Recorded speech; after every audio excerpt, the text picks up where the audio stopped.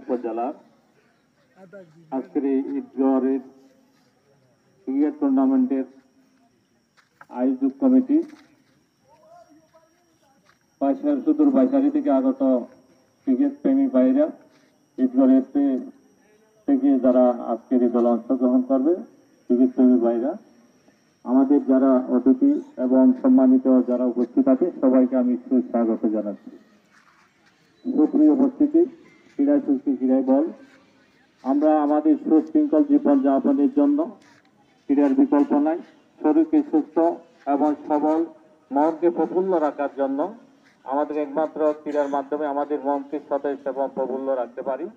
যারা খেলাধুলা করে তাদের মন প্রফুল্ল থাকে, সতেজ থাকে এবং সুন্দর জীবন যাপন করতে পারে, বিভিন্ন রোগ ব্যাধি থেকে আমরা বাঁচতে পারি। সেই জন্য আমরা খেলার প্রতি আমরা বিভিন্ন মাদক দ্রব্য থেকে শুরু